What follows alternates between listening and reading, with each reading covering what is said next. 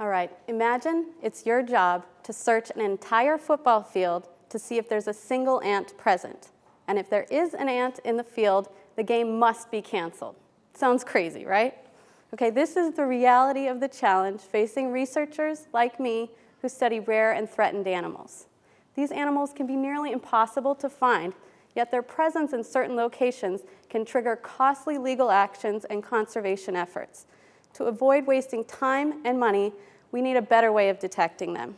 Luckily, new methods are enabling us to find rare animals without ever setting our eyes on them, taking us from a very murky picture to a much clearer understanding of where they spend their time. This is possible because rare animals leave a hidden beacon everywhere they go in the form of cast-off DNA. In fact, all living organisms shed their DNA into the environment. Once it leaves the organism, it's called environmental DNA, or eDNA. It can be shed in many forms like hair, skin cells, or urine. In fact, all of you and myself have probably left some of our DNA in this room today. These methods allow us to find rare species. By using these methods, we can find the most important habitats for them. My research is based in the Mekong River Basin in Southeast Asia, studying one of the most rare fish on Earth, the Mekong giant catfish. This fish has important economic and cultural value for local people. It used to be very abundant, but recently its numbers have plummeted.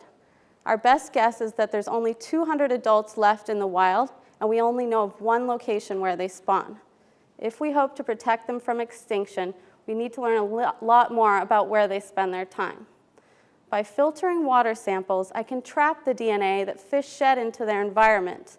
In the lab, I extract the DNA from the filters and use techniques that allow us to detect tiny amounts of DNA.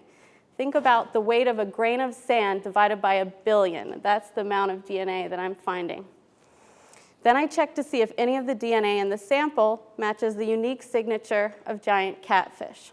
So far, I've tested it in tanks, a small reservoir, and in the Mekong River. And I found that I can detect giant catfish just by taking a water sample. Now I can use this method to go out and find the most important habitats for them in the wild. With this technique, we can design more effective conservation and management strategies for this rare species and for others all over the world. Thank you.